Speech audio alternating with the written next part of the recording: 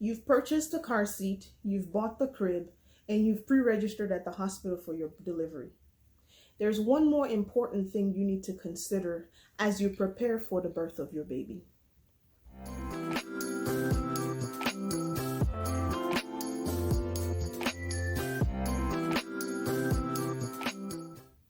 Hello, procreative learners, and welcome back to Nurse Onyi Teaches. My name is Onyi, and today I would love to talk with you all on the importance of choosing a pediatrician before the birth of your baby. For those of you who do not know, a pediatrician is a doctor who specializes in the care of your baby from the time they are born until they transition into adulthood. You may wonder when a good time is for you to begin your search for a pediatrician. I generally recommend towards the end of your second trimester into the beginning of your third trimester. What this does is allow you sufficient time to screen multiple providers and make sure that you ask the right amount of questions, ask the right types of questions, so that by the time your baby is born, you are comfortable with your choice of provider for this little one. Remember, you are your baby's first line of defense, and this child cannot advocate for him or herself. So make sure that you are considering what best serves your baby's needs. Where can you begin? That's also a very important concern. I recommend asking friends and family members. Hopefully you choose your friends based on a mutual sense of trust and respect.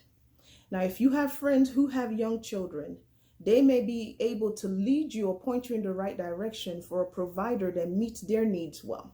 If you trust them to be your friend, hopefully you trust them to select a place that takes care of their child like you would want your child taken care of. So ask your friends and family, okay?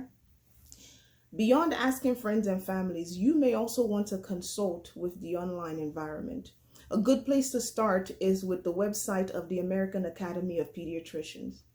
What the American Academy of Pediatricians, also known as the AAP, does is it creates a registry and keeps it updated of pediatricians who have met the requirements and criteria.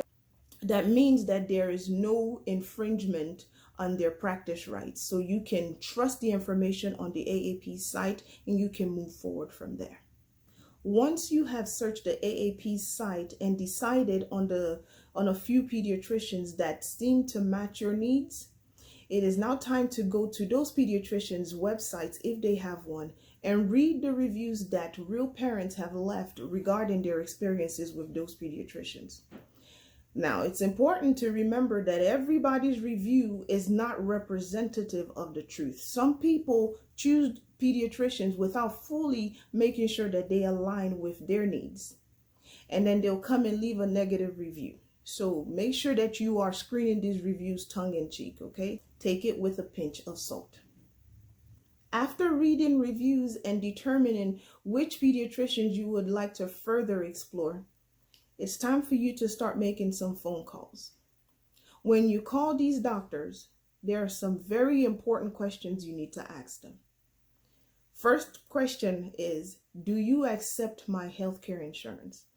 All pediatricians don't accept all healthcare insurances, so you want to make sure that yours fits with your chosen provider for your child. I've asked a lot of military moms and I've gotten mixed answers, but I believe that some have pediatricians assigned to them based on their local area. So check on that, especially if you're in the military. If you are having a son, it is very important for you to ask your pediatrician their beliefs on circumcision. Some providers are pro-circumcision, some are resistant to it.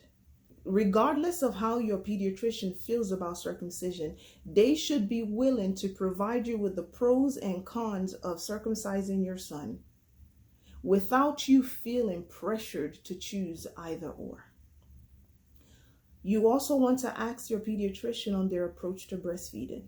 Some facilities are pro-breastfeeding and some are just pro a well-fed baby. Make sure you choose a facility that lines up with your preference on that too. A very important question that a lot of parents have, especially new parents, is how do you feel about vaccinations? Now, the conversation about vaccinations varies across a long spectrum. Those who are pro-vaccinations will tell you why. Those who are against vaccinations will tell you why.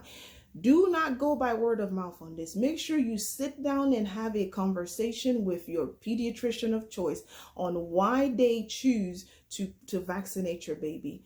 Pediatricians are great sources of information, and they will lead you in the right direction. If you are someone who is on the fence on whether to or whether not to, doing this while you are in your third trimester will give you enough time to get the right information so that by the time your baby is born, you have decided what path you want to toe where vaccinations are concerned.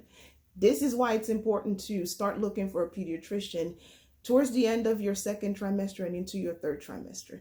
You don't want to be stuck making these decisions in the hospital when you are just fresh out of delivery and you are exhausted.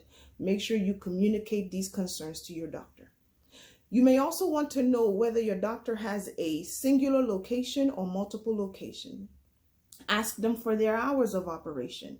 Some doctors' offices have weekend hours. If you are the sort of parent who knows that you want to have that security blanket just in case your child is not feeling good on the weekend, then a location that serves your needs beyond Monday through Friday scheduling may best suit your family's needs. If you're someone who feels confident that your baby will not be sick on the weekends, a Monday through Friday provider may line up with your preferences. But make sure you ask whether the pediatrician is a standalone location or whether they have multiple locations to serve your needs. You may also want to ask if your pediatrician can visit your newborn at the hospital. This is not a very big deal. Hospitals in Georgia are staffed with pediatricians who will see your newborn before your baby is discharged from the hospital. However, it is beneficial for you to have your pediatrician lined up so that whoever screens your child in the hospital can transfer that information from your birthing place to your pediatrician of choice. That way your baby's care plan can begin as soon as possible. All right? Once you have properly screened your pediatrician and settled on the one that best suits your need, make sure you pay attention at your first office visit at your doctor's table manners.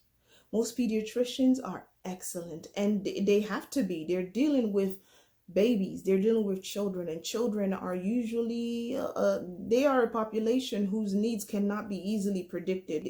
For one, they're not able to easily communicate their needs, the very young. Older children can communicate their needs, but the very young, they're incapable. So you want to make sure you are paying attention to how this pediatrician is addressing the needs of your baby. If their bedside manner does not line up with your desires, then you may want to consider your search. Always have a backup plan. Always have a backup plan.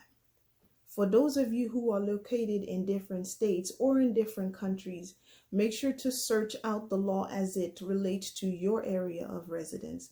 Those of you in different countries, it may serve you to search if your nation has a registry for pediatricians, and then you can decide what care provider that you want for your child along those lines.